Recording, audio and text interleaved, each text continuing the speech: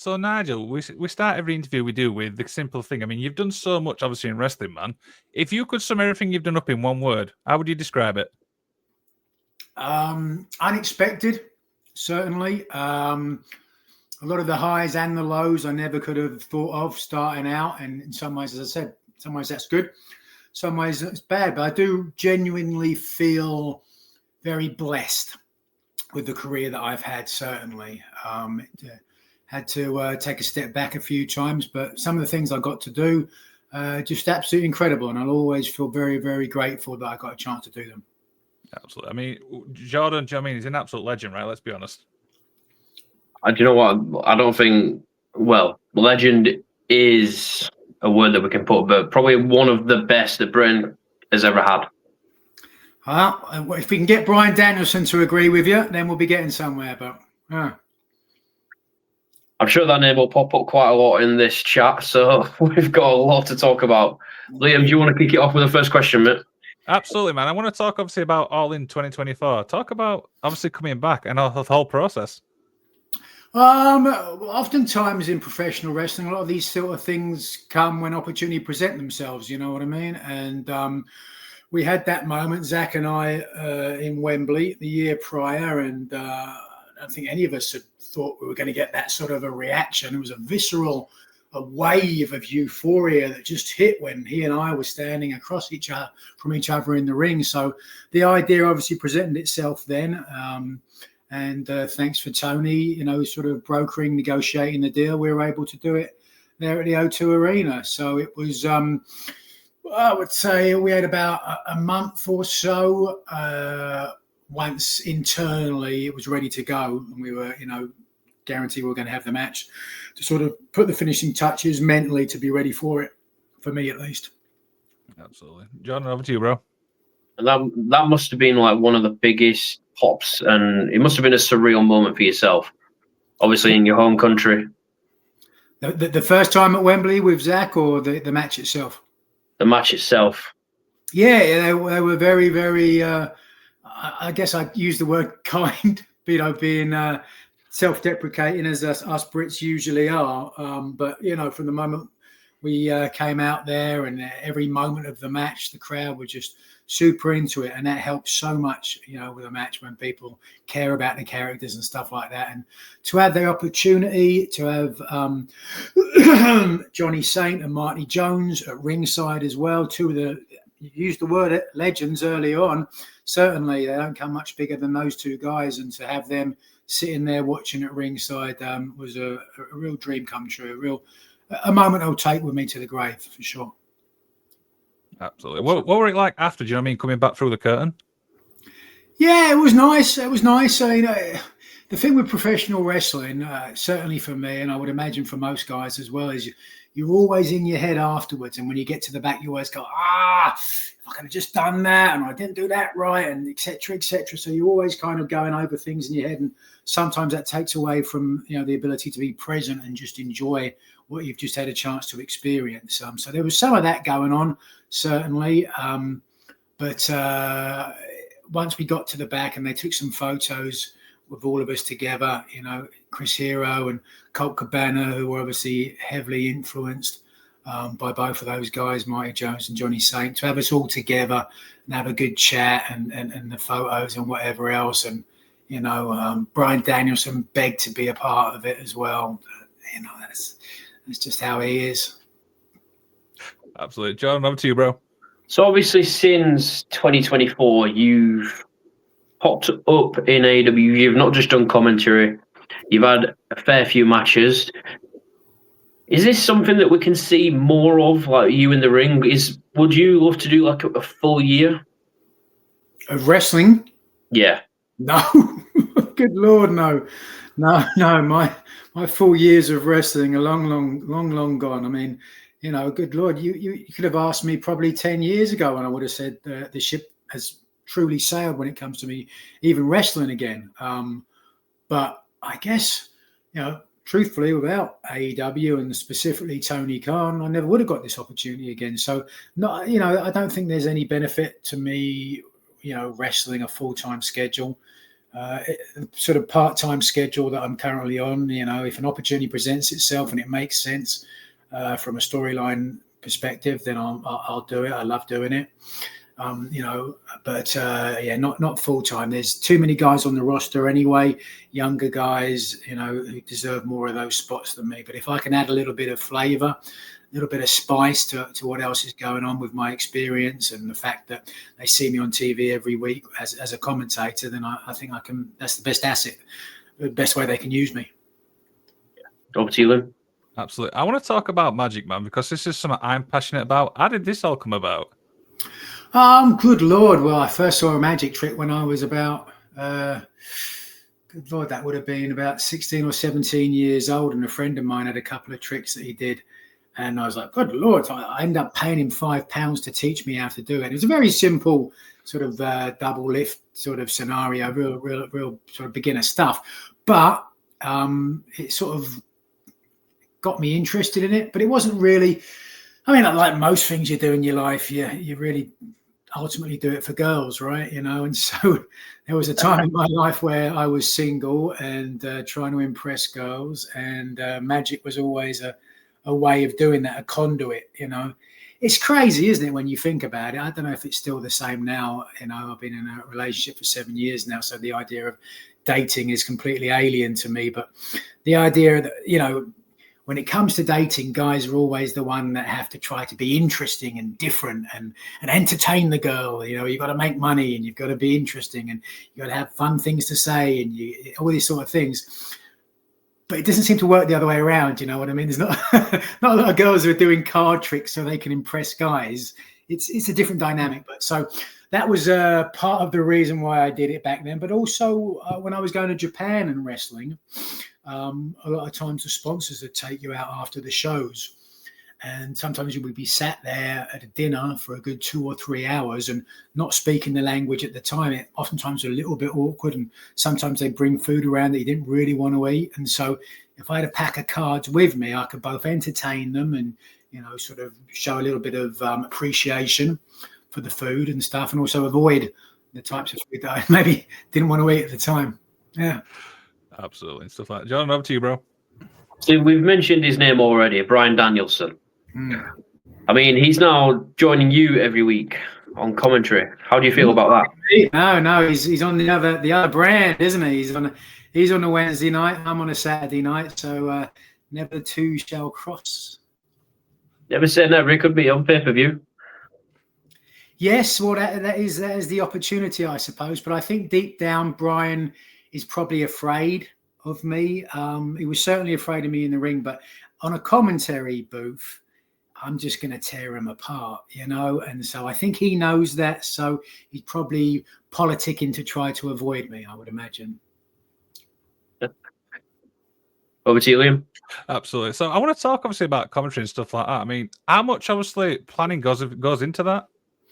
Well, it really depends who you are. People have a different style and a different way of preparing, or sometimes not preparing for it. You know, it really depends on what your role is. If you're a play-by-play guy, then your role is to drive the car, so to speak, or the train. So you need to know all the backlines, the storylines, etc., etc. You need to be prepared for the traffic, which is pitching to backstage segments and any advertisements you have to do, etc., all that sort of stuff. So there's a lot of preparation that needs to be done for that. And that's, I think, arguably one of the reasons why play-by-play guys are so underestimated by the general population. You don't realize how difficult a job that is. And Excalibur is so good at doing that, seamlessly transitioning from one thing to another.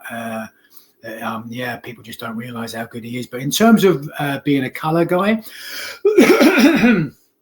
I do a lot of prep simply because I've got a lot of good jokes I want to get in. And so I've got to write those all down.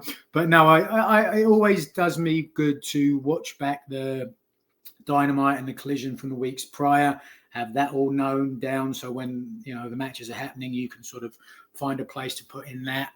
And then just little funny things that you can add to it. I always believe that, as a color guy, you are talking about the action and you are trying to explain the holds, etc., etc.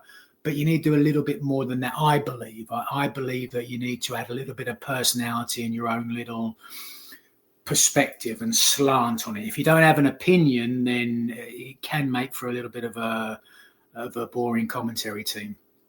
And what's obviously have you learned from Excalibur yourself? Yeah, a lot of things for sure.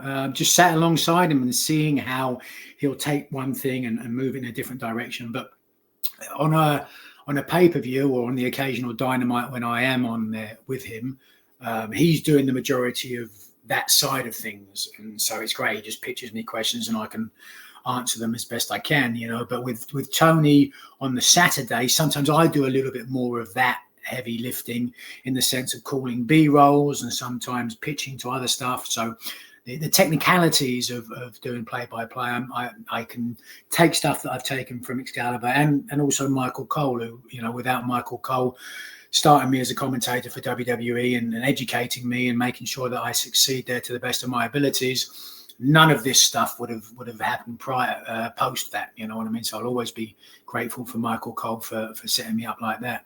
Yeah. Absolutely. John, up to you, bro. Do you think, Nigel, that Bryan Danielson will ever get back in the ring? Because obviously, coming up to Wrestle Dream, it's going to be the one full year that he's not been in. And obviously, do you know the longer that you're out the ring, you heal a little bit. So do you think he'll come in like part-time again? Or I don't. Sporadic period, sorry. I think the only reason he might do that is because he sees me do it, and once again, jealousy becomes a factor, and he realizes I was never as good a wrestler as Nigel when I was full-time. Now I could come back and, so I don't think so. I think he's enjoying his life with his kids. He's probably made some sort of promises to his missus in that regard, would be my guess. He doesn't want to get on the wrong side of her as well. She clearly wears the pants in the relationship. Oh man, so I don't see it happening. I think he's trying to really transition, and steal one more thing from me when it comes to commentary. So I don't see it happening. William, over to you. Absolutely. So I want to talk obviously about Ring of Honor and stuff like that. What's some of your favorite memories from Ring of Honor? There's a lot, really. I mean, Ring of Honor was a company that back in the the mid 2000s all the way through to when I stopped working there, we had a real passionate vision, and everyone felt like part of that group. We weren't making a lot of money, but we felt like we were doing something different, really evolving the in-ring style, taking the influence of All Japan in the 90s and everywhere from around the professional wrestling world and sort of trying to push it in a new direction. And guys like Low-Ki and Samoa Joe and Christopher Daniels and AJ Styles were given the platform to really do stuff that you couldn't see elsewhere. Now you could make a very good argument that what was called the Ring of Honor style is now the style of professional wrestling most places all over the world, and so there's a lot of pride being part of that, and just having that blank slate or easel to create sometimes masterpieces. And I certainly wouldn't include myself in that category, but I just went back and watched Samoa Joe and Kenta Kobashi from 2005, and that's just that feeling, that energy, that it's once in a lifetime. Oftentimes, you know what I mean, to get that sort of connection. So to being part of that crew made me very proud, and just say, now it's something we all sort of hold as a badge of honor. Whenever you see someone else from those days in a different place now, you catch up and you remember the good times. I mean, I say you remember the good times. These are great times now. I don't think it's ever been any better. Certainly, speaking personally, my career's never been as good as it is right now. Absolutely. John, over to you, bro. I personally think, Nigel, that you have one of the best Ring of Honor title reigns in Ring of Honor history. Wouldn't you agree? I put myself up there, certainly. I think it's hard for anyone to usurp or pass Samoa Joe as a Ring of Honor World Champion. He took that title from like I don't want to say a regional belt, but certainly after Joe's reign, it was considered like one of the top titles in the artistic sense of professional wrestling, So I think Samoa Joe will always be up there at the top, if not close to the top. And then there are certainly other people who are in that conversation. Bryan Danielson, potentially. But I think everybody brought their own different style, their own different thing to that title. With Joe, it was the prestige, the credibility. With Bryan Danielson, it was, I want to hate using that word, work rate, but because it's not really true, but it's more of a versatility in terms of having the best matches in the world against such a plethora of opponents. And then with me, it was the legacy of the injuries and pushing through and stuff like that, and beating that clam digger on more than one occasion as well. So that was a big factor. I've just got a little list up here. I mean, 545 days. That's nothing to know. I mean, that's a really, really impressive. Let's be honest. Yeah. No, it was a hard graft with a lot of the injuries that came along, and there was times when I thought that I might lose the title, and by hook or by crook, stayed around my waist. So yeah, it was a tough time for me. Certainly, I think there was a lot of stuff I was going through mentally as well as physically at that time. Absolutely. So I want us to talk about that stuff. I mean, how hard is it? I mean, juggling absolutely everything, obviously wrestling, commentary, personal life. How hard is that as a whole? Yeah, it is tough, but it's tough for everybody, right? You've got a 9-to-5 job and you're trying to raise a family and make ends meet. It's no tougher than anybody else in the world, I don't think necessarily. I mean, perhaps you might feel more pressure, and I think certainly now so more because of social media and how that sort of immediate feedback is sometimes so strong and overwhelming. So if you are in the public eye to any extent, that can make things more difficult. But I don't look at it as a cross I had to bear per se. It was a choice that I made to work in that industry, and as I said, I'll always be blessed for all the opportunities that I got. And without Gabe Sapolsky, and so many other people giving me those opportunities and believing in me, Kerry Silkin keeping the company afloat. I never would have had any of those things happen. Absolutely. Jordan, over to you, bro. What would you say, Nigel, that is one thing that wrestling fans will not understand about wrestling? I guess the nuance, really. The business is so open now, far more than when I broke in. And I think WWE are doing more of that now. They're going more into sort of breaking through that fourth wall and showing you how everything's done. You know what I mean? And so it's definitely different from when I started. Yeah.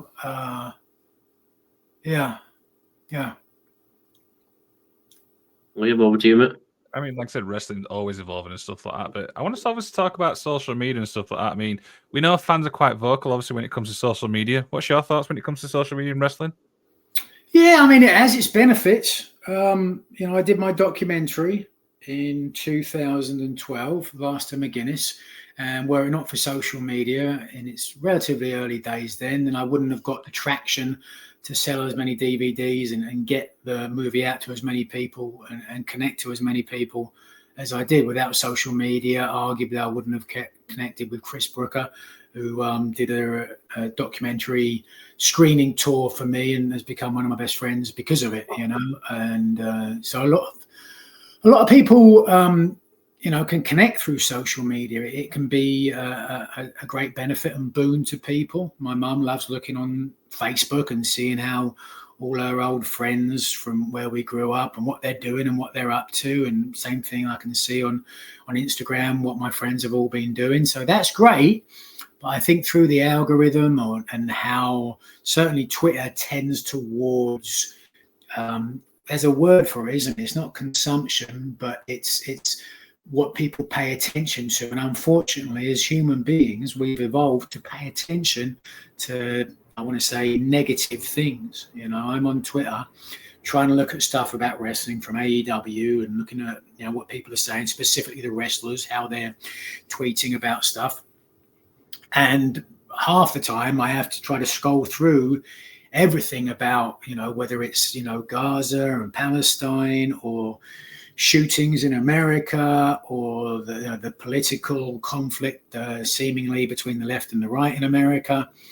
And it's not to say that those are important subjects, It's just that I think they can be a little bit, what's that word, overwhelming, and they can really draw you into that energy. And I'm sure the same thing is true of wrestling. I'm sure the opinions that get put out there on wrestling are equally problematic, I suppose. I think back to when I was a fan and watching SummerSlam 92 at Wembley Stadium, or we just get to see superstars when it was on. They hadn't even started Raw, I don't think, back then.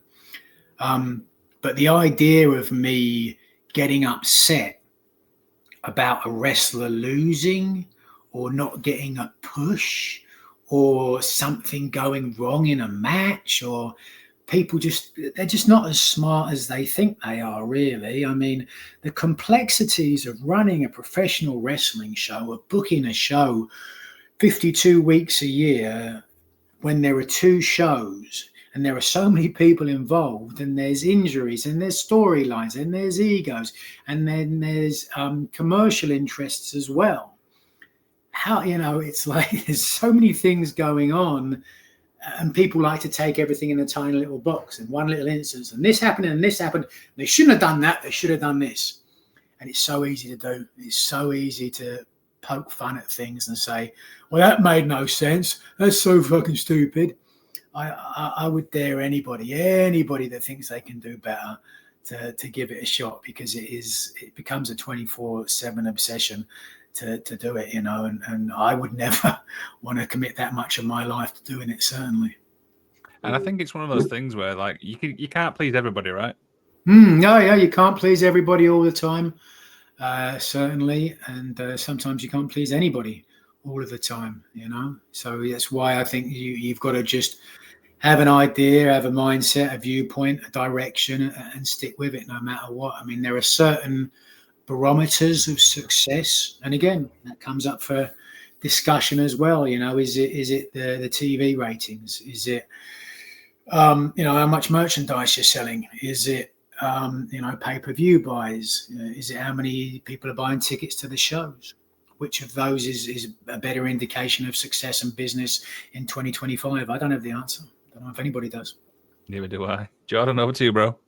I think AEW is having probably one of its best years in 2025.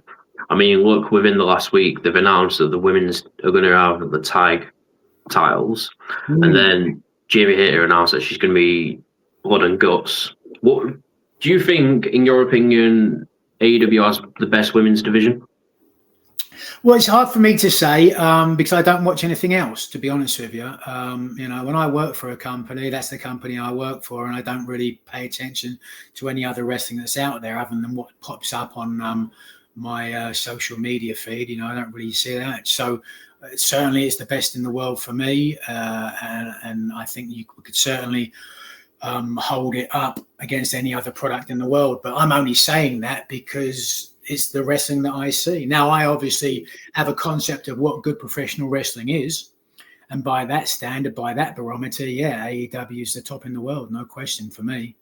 Watching some of those people compete, what Toni Storm did with her character in the AEW women's title. But so many other guys, Adam Page and Carl Fletcher now really coming into his stride. And so many other guys in terms of John Moxley and the vociferous reactions that he's getting from people across the board, all the way, and even with Ring of Honor as well. You've got the Ring of Honor Pure Champion Lee Moriarty, who, just recently facing Adam Page and really stepping up as well. And there's so much talent in AEW. And yeah, I mean, I've been there for 2 years now, 2.5 years, something like that. And in my time that I've been there, I just see so much talent. And every time we do a pay-per-view, I just go, fuck hell, how do we keep on doing it, right? It's really a testament, not just to the guys in the ring, but everybody else that helps behind the scenes setting up the show as well.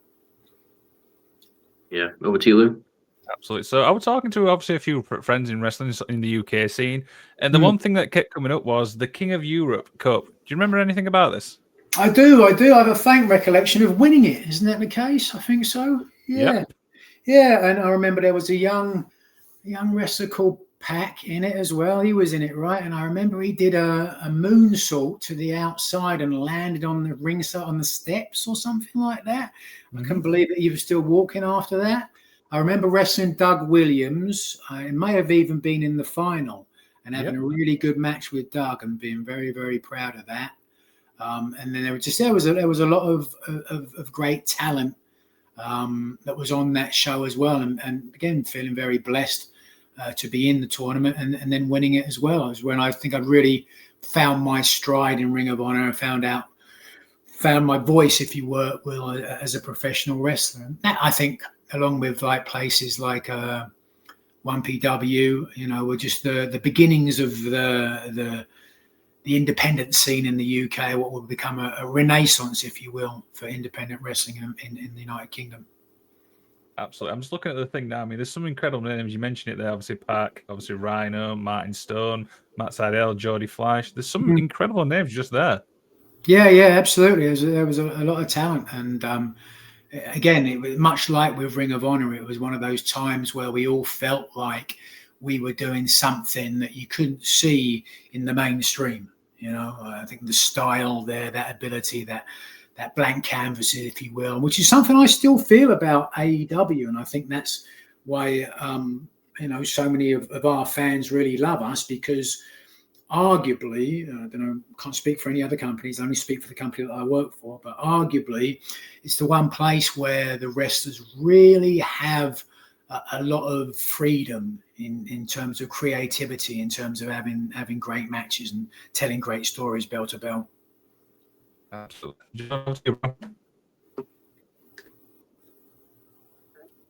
So, who would you say, Nigel, is the locker room leader for AEW? I suppose it's different on different days. I have not been at Dynamite a lot. I couldn't really speak to Dynamite. But certainly when it comes to Collision, I think Samoa Joe still has that sort of reverence in terms of how people respect him and go to him. But there are other guys as well. I think Mark Briscoe, having been around a long time, is always one that people go to. Orange Cassidy as well. People have such respect for him. Samoa Joe to me is a lot like Obi-Wan Kenobi. Obi-Wan Kenobi? Mm-hmm. I always remember there was a match in Ring of Honor. It was Delirious against Roderick Strong, and it was a hardcore match or something like that.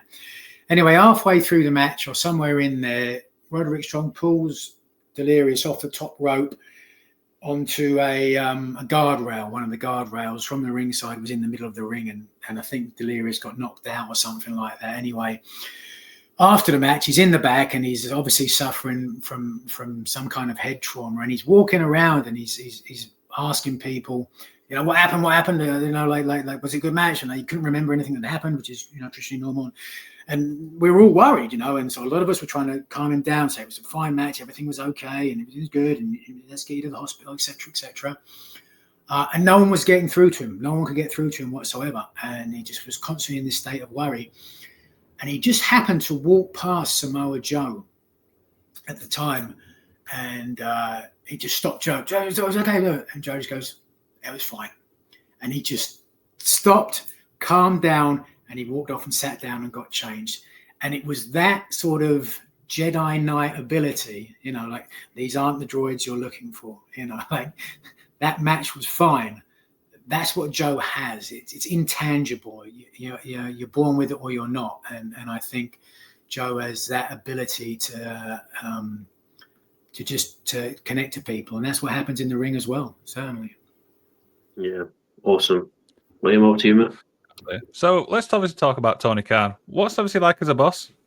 Fantastic. Yeah, best boss I ever had, no question about it. You know, I mean, obviously a different style of leadership than when I was in AEW, but the fact that he is truly a professional wrestling fan goes a long way and helps a great deal. I mean, he always tells me back before he got into the wrestling business, when he was just a fan, he'd have a little notebook that he would sort of do fantasy booking in. And I was one of the guys that he'd like book, these sort of fantasy events at Wembley Stadium or something like that. With I forget who it was. It was one of the big Japanese stars at the time as well. Another guy threw a big lariat. So that's been fantastic. It's nice to work for a guy that loves the job that he's doing. You know, he truly does love it. And not only that, he's generous to a fault. He's kind. That's always been my experience with him. So it's been a really, really enjoyable experience to work underneath him. And he's so encouraging, you know, it's just, he loves it. And right before a show, he's so amped up. It's contagious. It gets everybody else into it. Awesome. John, over to you, bro. If a professional wrestling fan has never watched AEW before, what is one match that you would highly recommend them to watch? Good question. Yeah, I mean, one of those big pay-per-view matches, certainly. I think. God, I hate you've asked me that, because I'm probably going to choose a Bryan Danielson match. Yeah, I mean, Bryan and Zack Sabre Jr. was incredible. Bryan's final year, his final countdown tour of AEW. Yeah, there's a good handful of matches in there that just stand out. But what was that one, Anarchy in the Arena? You remember that last one where they played the music at the same time? Right? Yeah, I do. Yeah. That might be something good as well for the casual wrestling fan, to see something from an artistic standpoint that just really stands out and is different, you know. But that's you could certainly choose one of those matches or any of the main events, of our pay-per-views. I would have said Bryan and Omega. Yeah, that's up there as well. But I mean, some of the matches that Tony Storm has had as well. Mercedes Moné is still killing it. Tekla. It goes on and on. I think you only have to watch a little bit of AEW to really see. Oh wow, this is different. Yeah. Absolutely. So, what's a typical show day for you, Nigel? Well, I usually get to the venue early. I'm always on the first shuttle from the hotel because I like getting in the ring beforehand and warming up. And if Lee Moriarty is there, or Alex Reynolds sometimes, or Ari Daivari, we'll get in and we'll roll around a little bit and work on new things and just sort of try and keep in ring shape. So I'll do that for a couple of hours, then pop in and see the medical team just if anything's aching and that, then have a bite to eat. And then it's down into doing the notes for the show, and that will usually take me a good 2 or 3 hours before the show in terms of writing everything down. To your point earlier, your question about making notes, there are extensive notes because I want to be as prepared as possible for when I go out there. And then it's getting ready in terms of putting on the suit and whatever else, or the Fred Perry, and doing my hair and doing my makeup and then generally speaking, we'll have a little meeting with Tony, just going over things, making sure we're on the same page and we haven't missed anything. And then I'll have a coffee with some of that mushroom stuff in it, the legal mushroom stuff, not the illegal stuff, the lion's mane and cordyceps. There we are. The man who makes a living by talking should be better with his words. But yeah. So I'll have that before I go out there, and then we've got the 2 hours of the show, or the 3 hours, or the 4 hours if it's a pay-per-view, and then afterwards it's just trying to calm your nervous system down, and get back to the hotel and get as much sleep or as little sleep with such an early flight back the next day. Okay, John, up to you, bro. So, with you being commentary, and then obviously now popping back up and doing sporadic appearances in the ring, is that 2 separate contracts? No, I think it's all under the same thing. My manager and agent sort of handle all that side of things. I just sign along the dotted line. I know we sort of re-upped when it became clear that I was going to be getting in the ring again, just sort of like an amendment to it. But it's ostensibly the same contract, I believe. Yeah. Awesome. William, over to you. Absolutely. So for obviously your whole career and stuff like that, what's the best piece of advice you've been given? Without a doubt, it was William Regal watching my match at the Brian Pillman Memorial event. Would have been 2000, 2001. 2001 it would have been, because he did 2000, the year prior. And sort of I went up to him beforehand. I said, I'm having a match, would you be good enough to watch it and give me some pointers? And a lot of people, you'll ask that, and they'll either watch it and go, yeah, it's fine, But he actually went out there during the show, sat there, watched the entire match, didn't sign autographs, made sure he was paying attention. And then he came to the back, and I'll never forget, he always told me, he said, well, when I started, I wasn't very good either. It took me about 6 years to get good. But he says, as a British wrestler, if you're going to be a British wrestler, certainly in America, you have to wrestle a British style. You've got to know that. And I started in America, learning sort of with Les Thatcher in the HWA, which is a great place to learn in terms of psychology, in terms of tag team wrestling. Les did a lot of tag team wrestling as well, in terms of being a professional and the respect for the business that he instilled in me. But to your point, to your question, if I hadn't learnt that British style, I wouldn't have had the career that I had, So William Regal was good enough to not only give me that advice, but he reached out to Brian Dixon, who was running All Star Wrestling over there, and got me booked on those tours, and that set me in the right direction. So that's definitely the best advice I've been given. In terms of the best advice that I might give, because I do seminars a lot and people ask me, it's always be different. It's always stand out. It's always, if you watch this show, why am I the one person that people are going to go home talking about? Is it the in-ring? Is it that style? Or is it a promo? Or is it how I carry myself? And I don't know what the answer to that question is, but that's a question that perhaps everybody has to answer before they get to the top echelons of the job. Okay. John, up to you, bro. Nigel, have you ever thought about producing for AEW? No. I've done pretty much everything there is to do when it comes to wrestling, from setting up the ring, selling the merchandise in the early shows, and even booking shows. I mentioned Les Thatcher. He and I did this promotion, a tournament of such called Race for the Ring in like 2013, 2014, something that I'm very, very proud of. Not just getting to work with Les, but being able to put the matches and the shows together. And it was very, very different, and still holds up, I think. And there's some great talents on the show, great storylines that we did as well in terms of the in-ring, certainly. But so in that, I guess there was some agenting, producing that I did, but obviously on a much smaller scale, and not being on TV, there's none of that pressure as well. But to your question, no, I haven't thought about it, because I'm perfectly happy, and I think my best use is on commentary and as the occasional wrestler. An agent's job and a producer's job is arguably a thankless task. Certainly was when I worked in WWE. In AEW, I think they're a little bit more respected, certainly, but it's harder because you've got a lot of people involved. You've got a lot of chefs, a lot of bosses to please, and that's a really tough job to do. I don't think I'd certainly not my best asset.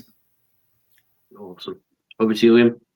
So you mentioned Bryan Dixon, and one of the fan questions we got was actually your relationship with Bryan Dixon. Yeah, we had a lovely relationship. I mean, it was always fun. You know, he liked booking me on shows, and Bryan had a good sense of what made a good show in terms of what he called showing out, or the shall eyes. Have you ever heard of the shall eyes or not? I have not, no. If you're a baby face and you're about to give the heel his comeuppance, he'd like to hear you, before you do it, go, shall I? And then the fans would go, hey! And then you give them.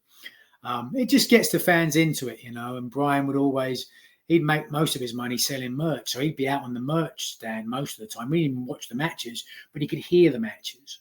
And so the more noise that the crowd was giving, the better the match was in his opinion. And there was certainly something to that, you know. And as a guy that loved Mark Rocco, you know, that certainly, you know, Rocco was one of the guys that got the fans completely riled up, you know, always on the go. So we had a great relationship, and I have a good relationship with Tish, Bryan's daughter, who was doing the ring announcing at the time, and so many other people who worked for the company as well. After I'd stopped working for him and I'd go back for various different companies, I would always try and pop over and see him, and we'd go out for his favorite Chinese place and sort of catch up and talk about things. And it was nice. It was lovely. Yeah, good guy. Absolutely. John, over to you, bro. Ryan, who would you say your wrestling soulmate is? Yeah, fuck, I don't know. I mean, soulmate would imply that you like him, right? And so I can't put Bryan Danielson in that category. It's hard to say, really. You know, I've been getting in the ring with Lee Moriarty so often now that we have that sort of a visceral, telepathic relationship, if you will. You know, like if you could say, get in the ring with somebody now and have a match, probably would be Lee Moriarty, because we just, you know, we have similar sort of styles, and you know, he's at the stage where he can take control of a match as well. So I'd put Lee certainly in that conversation. I always remember you just don't know oftentimes how you're going to connect with a guy. I remember when I was at TNA, and these were in the weaning days, my last days there before everything went so fucking terrible at the end. And I wasn't booked on the show, but I was sat in the locker room, and they sent someone in because they needed an extra match, I think. And so they just pointed to me, and Stevie Richards was there as well, and said, Nigel, Stevie, go. We need 7 minutes now. You're up, or whatever. You know, you're on now. And we literally had the time it took for us to get changed. I mean, and then get to the Gorilla and go out there to talk. And we went out there and had a match that I'm very, very proud of, and speaks to what a talent, you know, Stevie Richards is, you know, that ability to just do stuff ad lib, if you will, you know, and also gives you a sense of, you can't do that if you don't know the other guys on the show, if you don't know what they do and what their strengths and their weaknesses are. So I in that moment, I felt a kinship to Stevie as well, certainly. Awesome. William, over to you, man. Absolutely. So another fan question we got was, if you didn't do a commentary, what occupation would you do instead? Yeah, I always thought I probably would have been some kind of artist, in the sense of an actor or a writer. I mean, I have done a few things. I've written a 6-episode dramedy based on sort of like an independent professional wrestling show back in 2006 in California, that suddenly decides it's going to stop doing professional wrestling and start doing shoot fights, because UFC's getting good. So they get all these guys who aren't particularly trained in mixed martial arts and throw them out there and have these shoot fights, you know, and sort of having this as an evolution of professional wrestling, and more importantly, how it can be done on a much smaller scale. So that was called not Race for the Ring. That was called LA Fights. I did that back in 2012, 2013. So I'd probably be some kind of writer or some kind of actor. Certainly wouldn't have a normal job. I don't know, I've got it around here somewhere now, but in my time when I stopped wrestling full time and ostensibly had retired, I tried to get regular jobs. I tried to get a job at Trader Joe's and Starbucks and Trader Joe's. I mean, it's here in California, and pretty much they'll hire anybody. And yet, when I went for the job, they sent me a letter saying, unfortunately, we're not going to ask you even in for an interview. So I know if I did anything wrong, or I know what happened, but I stuck that on my wall at the time because I just realized I'm just not suited for a normal life, a normal job. I'm going to have to do something different. So that's why I was very grateful that WWE came back around when they did and gave me that opportunity. Okay. John, up to you, bro. What would you say, Nigel, is the most rewarding thing about being a professional wrestler is? The connection with some of the fans, certainly, through the highs and the lows of my career. And I've been very open with the things that have happened to me. It's given me a chance to connect with people around the world and form friendships. I mentioned Chris Brooker before, who's a fantastic comedian and compere, connecting with him. And then there was a fellow who reached out to me. God, this would have been around the time of my documentary, my retirement tour. Because I don't know if you watched the documentary, but William Regal said it was right up there with Schindler's List. Not in terms of Oscar worthiness, but in terms of how depressing it was. But because of that, to me, that was my story to tell at the time as well, because there aren't that many of those stories. There's lots of stories about people who never give up and make it, but not that many stories about people that never give up and don't. And there's something to be learned from the latter, because arguably more people are going to experience that in life than the other way around. There's going to be more Nigel McGuinnesses than there are Bryan Danielsons, thank God. So that being the case, I did the documentary, and there was a fellow who reached out from England, and he told me that he and his mother had been wrestling fans in the late 80s, late 90s, early 2000s, been WWF sort of Attitude Era fans. And in the early 2000s, he had sort of discovered Ring of Honor through DVDs or wherever it was you'd watch back in those days. And his mum had come in and seen it and had seen me. And I was like one of her favorite wrestlers, apparently.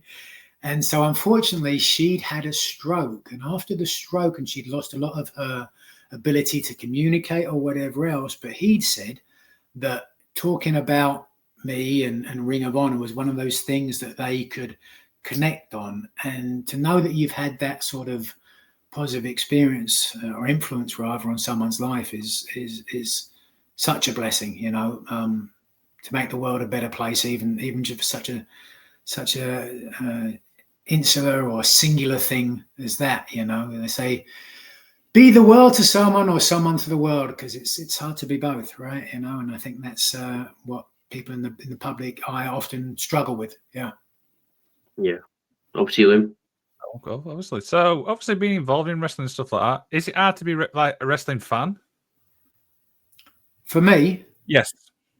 Is it hard for me to still be a fan? Yeah, I think so. I think most people who are in the job and do it for a living probably become jaded and probably lose some of that magic. Every now and again, you'll be reminded. I mentioned Joe and Kobashi. I mentioned that Clam Digger as well.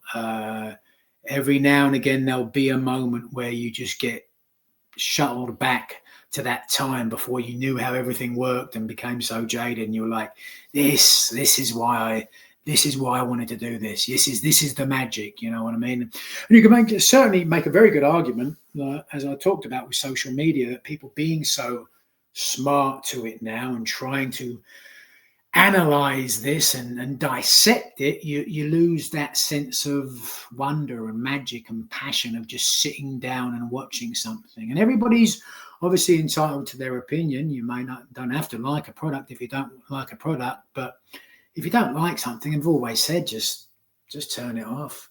Just watch something else. If you're spending your energy being negative about why something sucks, you're just propagating that in the world. And I think it's not so much karma, but it's just, what you put into the world is what comes back to you. So I always just try and take a positive slant on things. Okay. John, over to you, bro. So obviously you did a tag match with Daniel Garcia and FTR, and it was kind of a little tease of a heel turn from Daniel, but we now know he's done it and joined the Death Riders. What is your opinion on that? The match, or just him turning heel? Yeah, I mean, he's a guy who's struggled, certainly storyline wise, but I did a video after or as he was pursuing the TNT title. He showed his relationship with his mother and a few other people behind the scenes as well. And I think he's of a generation that has struggled for, I guess, self-belief. Even when he became the TNT champion, I think he felt he hadn't reached that upper echelon. We talk about imposter syndrome.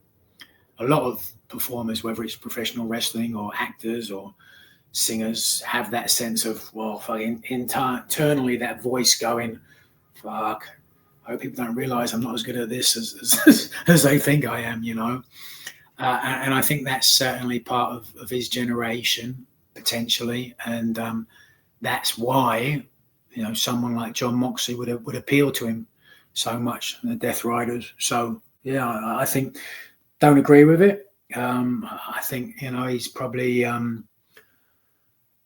would have been better for him to try to stick in terms with the direction he was going and find that moment. But we've all got to go on these different journeys, right? William, over to you. So where do you see the wrestling business in the next few years? I think it continue going on as successful as it is. I mean, we don't want to get down into the weeds. Obviously, our product is different than WWE's product is, and going in different directions. There are different mindsets, certainly, but we both have our fan bases, and I think I'd like to see them both continue to grow that.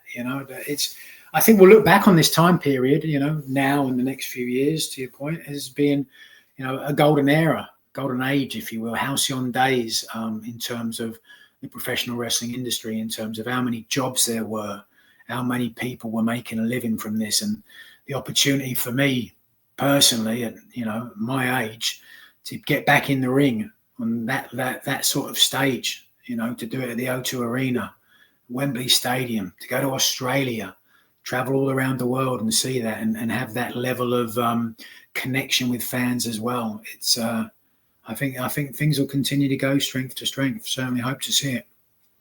Awesome. So the final few questions, Nigel. So before you hang up the boots, who is one person that you want to step in the ring with? Oof. Yeah, that's a good one. That is. I'd love to face Lee again. We're 1-1 so far. He beat me for the pure title in December of last year, and then I tapped him out in that 4-way to get the opportunity against Zack. I'd certainly love to see the match with, but I don't want a fantasy book. I don't want a fantasy book when that's not my job. You know what I mean? I'm open to a lot of guys. Adam Copeland called me a human goiter.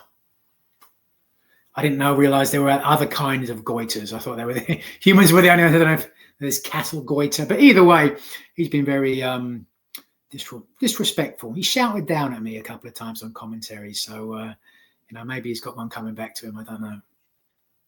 That would be a dream, wouldn't it, for you? All right. That would be, probably like 10 years ago, it probably would have never happened. But now like a dream come true for you. It's incredible. It's incredible. If you just said to me 5-10 years ago, me and Zack Sabre Jr. at the O2 Arena, I'd have been, you're out of your mind. Never going to happen, And then it did. So, what dreams may come, you never know what's around the corner. That's it. I'm a bit of a determinist, fellas. Do you know what determinism is? No. It's a philosophy that free will is an illusion, and the whole history of the universe and everything in it is completely predetermined, from the color of socks you choose to wear in the morning to whoever you choose to spend your life with. It seems like you have a choice, but ultimately you really had no choice. And so because of that, I believe that everything that happens in life is, it's predetermined, it's destiny. It's like a book. You're just reading it one page at a time, and that doesn't take away any of the heartache or the joy from reading that book. But for me, that's just how I see the world. And that being the case, I'm just very, very, very grateful that I got to experience all the things I've got to experience so far. Awesome. So I know we're in September, but this will probably go out in 1 or 2 days' time. Mm-hmm. Who would you say currently right now is the one to watch, male and female, for 2026 for AEW? Oh, I can't choose one. That would do a disservice, certainly. I'd like to hedge my bets, so to speak. I think Tekla has got an incredible presence. And if she's able to get the right matches and the right decisions, I think she could do incredibly well. I think that Carl Fletcher is already jettisoning as the TNT champion. I think he's got almost limitless, potential. And then, I have just picked two then, haven't I, really? There's the two that immediately jumped out at me. Certainly is two people that stand out. But that's the beauty of AEW, is we have such depth in both, male and female roster, that there's plenty of people that can jump up and grab those brass rings, if you will, smash through the glass ceiling. Literally. So who is your Mount Rushmore? For Ring of Honor or professional wrestling in general? Professional wrestling. Oh, God. How many people are on Mount Rushmore? As British people, we're okay if we don't know, but I think it's 5. Is it 5? Is that what you're giving me, 5? We'll go with 5. Yeah, and then does it become a question of, who are the biggest draws or who were the best workers, which I hate that term. I can tell you who they are in terms of who I've enjoyed watching. Certainly Bret Hart has got to be on the Mount Rushmore, I think, in terms of bell to bell, in terms of how he held himself as both a wrestler and a champion and a man. I think he'd certainly have to be on it. Fit Finlay, for me personally. Mm-hmm. Yeah, they say never meet your heroes, but Fit Finlay is a man who just his authenticity, and the respect that he gets from people and has earned. And in terms of in the ring as well, was a guy that could just do the job. Could do the job easily. And then as a wild card, Santino Marella. When I wasn't in wrestling anymore and I'd retired, he was the one person that I would stop and watch because he was just so entertaining. I just think he's fantastic. And there's a guy that bell to bell could kick half the roster's ass as well, So just again, in terms of me personally, I'd put him on there, certainly. And then, what have we got? 2 more, right? Ooh, who would I go with? Yeah, I guess I'd put Joe on there as well. Samoa Joe, yeah, just in terms of how important he was for Ring of Honor, but the respect that he has, not only for the job, but, everybody backstage as well. And that sort of thing. And then I think just because he's my boss, and without him, I wouldn't have had the chance to get back in the ring. I wouldn't have had the chance to, probably save up enough money to try to retire. For me personally, I just put Tony Khan on there because of what he's done for so many people, but specifically for me as well. So it's a bit of a hodgepodge, but there you go. There's Mount Rushmore of Nigel McGuinness's influences and or fandom in professional wrestling. Awesome. So the final question is over to you, Liam. Yeah, so we always like to end on stuff like that. I mean, how do you want to be remembered, Nigel? I think as a kind, friendly person who did his best and tried to be a positive influence for people who have a dream. That was always my thought of pursuing my dream to be a professional wrestler, is I wanted to prove that if you have a dream and you never give up, that you can make it. And I've learned through doing that that's not always true. You can have a dream and never give up and just not be good enough to do it. That's the bottom line, So it's obviously a cliche to talk about. It's all about the journey, not the destination. But those cliches are true for a reason. That those stereotypes are true. So I think, in terms of that, I'd just like to be a positive influence on other people that dreamt of leading a life less ordinary. It's not only in wrestling. I've tried to do it outside the ring as well, with mixed results. But that's life, right? I mean, that is life, and we all have these opportunities. And I just, I'd like to be a positive influence in people having the self-belief to choose the road less traveled. Absolutely. Jordan, you want to obviously wind the show down? Well, Nigel, so I know we've gone over by a few, but I do apologize for that. But honestly, thank you from myself for coming on, because I'm going to tell you, I'm a massive fan of yours, and not just your commentary, but your matches with Daniel, your Ring of Honor days, your AEW. I'm glad to see you back in the ring as well, even though if it is every so often, as you would say. But a big shout out to yourself for coming on. Big shout out for AEW allowing this to happen, and a big shout out to Scott. Thank you. I appreciate it. So, Liam, just over to you to say a little bit, and then we'll end it. Absolutely. So one thing we always like to admit, is there anything else you'd like to plug?